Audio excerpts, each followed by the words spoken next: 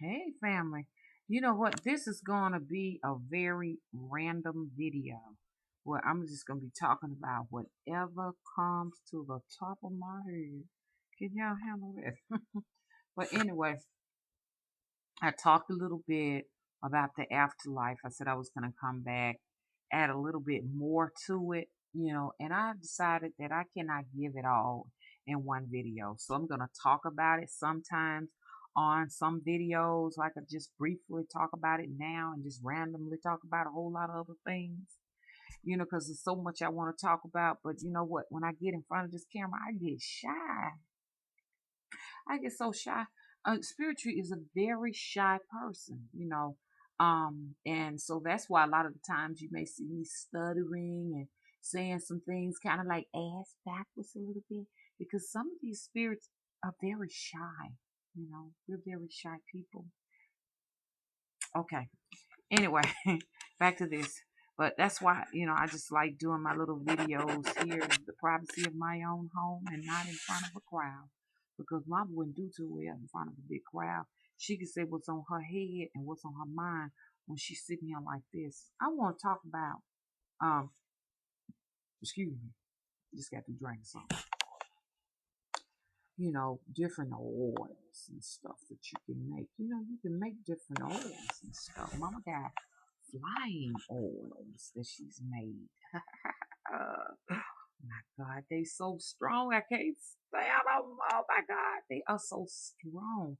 I've been making oils since a little girl, but a lot of that, you know, I don't have them anymore. Because hey, look, I'm in my 40s now, so we talking about oils that I started making about 30 years ago. That's a long time. The first oil mom made, she couldn't get her hand because mama wouldn't make, my mama, my adopted mother, she wouldn't buy like olive oil. Because when I make my oils, I usually use uh, pure virgin olive oil, whatever that is. I don't even know the difference. Some of my oils I may actually use cod liver oil. Um, um, Cod liver oil would probably be used for some of my darker works, because I feel like your senses when doing work is all a part of the spell work too. So if I'm doing some dark work, it's not gonna smell too pleasant. Um, um, and sometimes coconut oil, but mom's mother would only buy vegetable oil.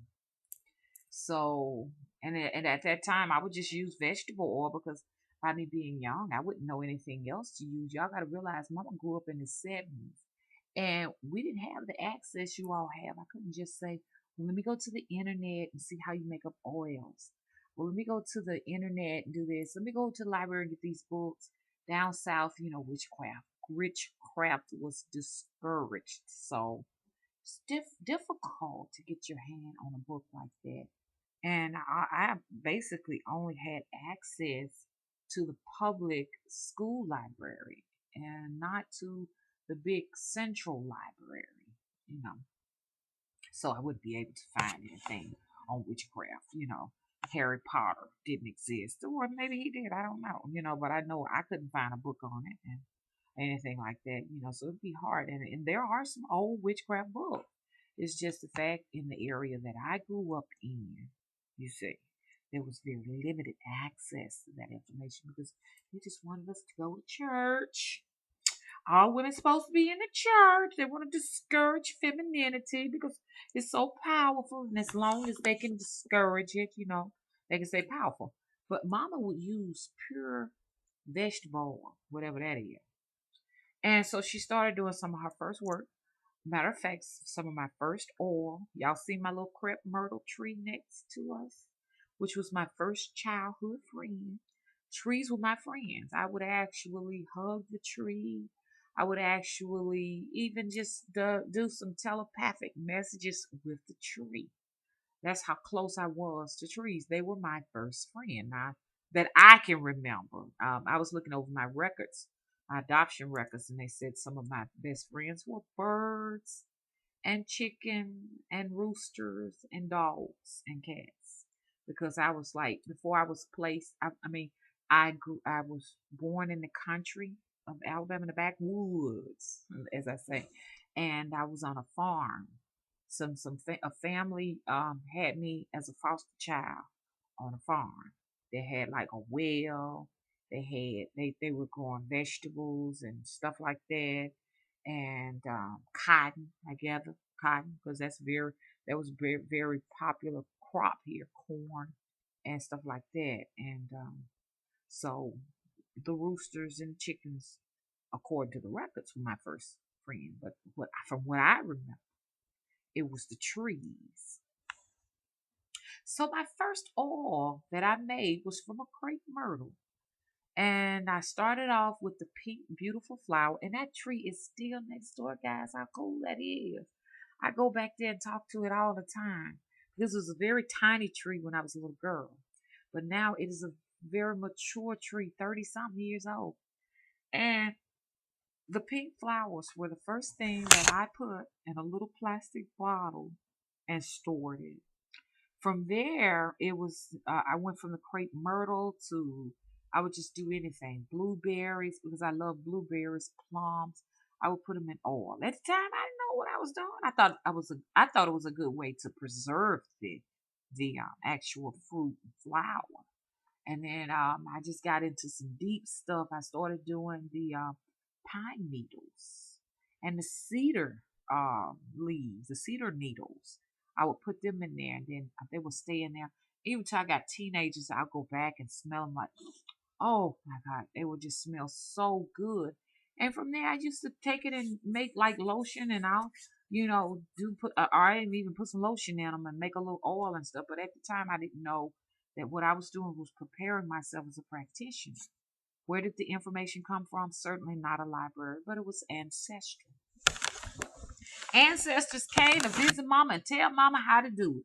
So she was getting ready at an early age. And I would even do crickets. I would put crickets in oil, different insects like earthworms and stuff like that, living live things. Yeah, mama did it. Y'all might be mad, but mama used to do a lot of experiments, made great grades in biology.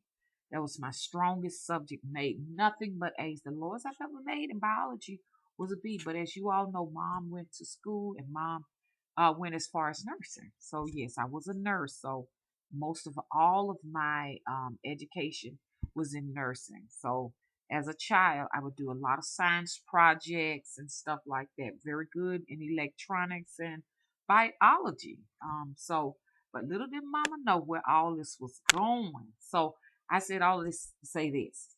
Mama enjoys making her oils.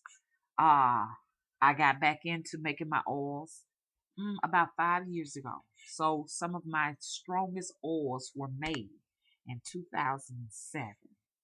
And so I got some oils that will be going on 6 years.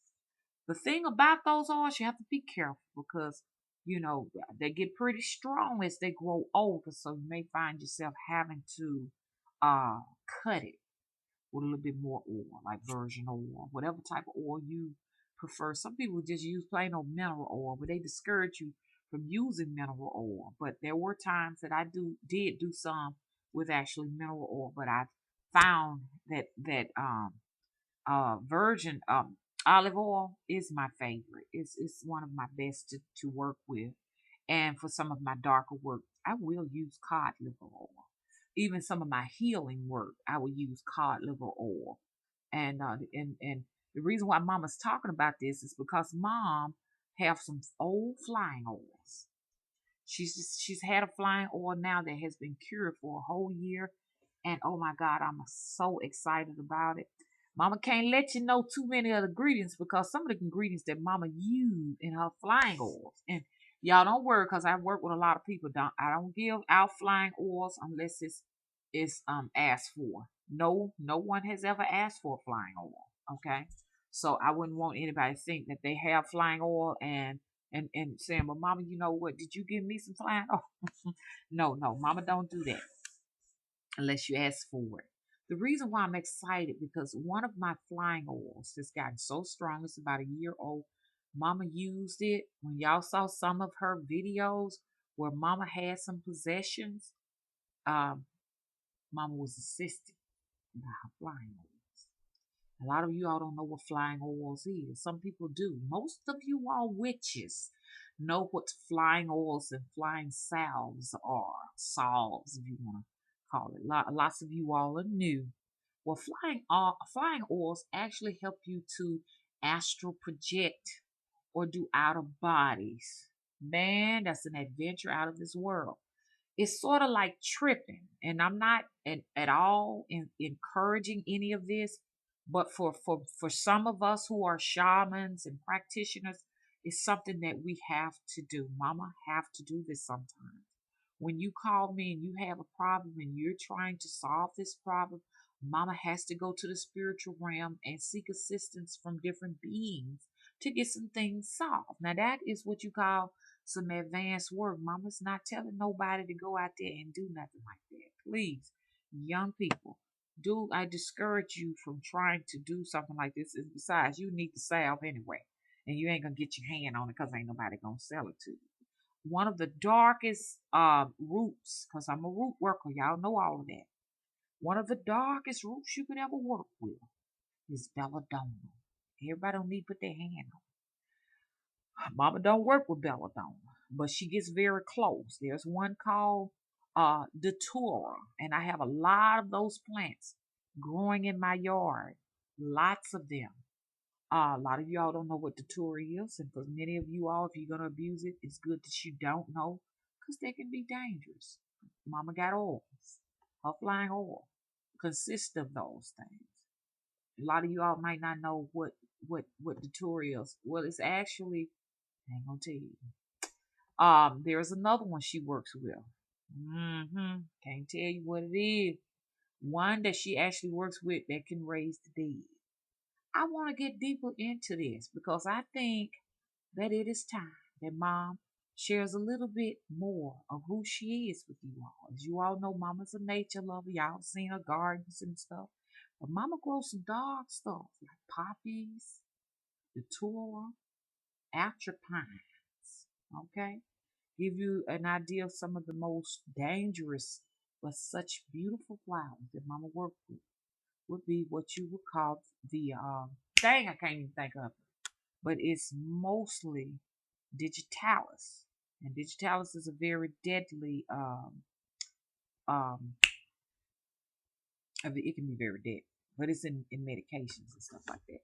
But I use the flowers from that particular flower, and the spirits don't want me to tell y'all about it because it's one of the most beautifulest plants you've ever seen. Flowers go upside down. Some of them go like this, but the flowers are all some of your most dangerous flowers. Watch that. They'll either go here, or if they're upright, they'll go some weird way. Like those flowers are dead. You don't want to eat those. Most of us makes oils out of them. But that one flower that I wanted to talk to you about, it has like bells and they hang down, going down the plant like that. And one of the key ingredients is digitalis. And I just don't understand why I cannot call that flower. I guess the spirits say don't do it. Don't do it. But most flying oils are made out of those particular deadly plants. As long as you use them safely and don't ingest them, you may just want to anoint your forehead. You can get a good, y'all hear Mama when Mama says she went on a travel. Poppies, Mama got those. You can make oil out of those. Some people actually trip and get high off of poppies. But anyway, I just wanted to briefly just talk about some flying oils, and I'm fixing to come back so I can tell you what it's like. Some people call it a trip. I went on a trip. Oh, I got high. No, different phrases that they use to do this work. Artists do it so they can get creative. Shamans do it so they can find out what they need to find out. The spider do whatever. Let me stop this video. I'll be back, family, okay?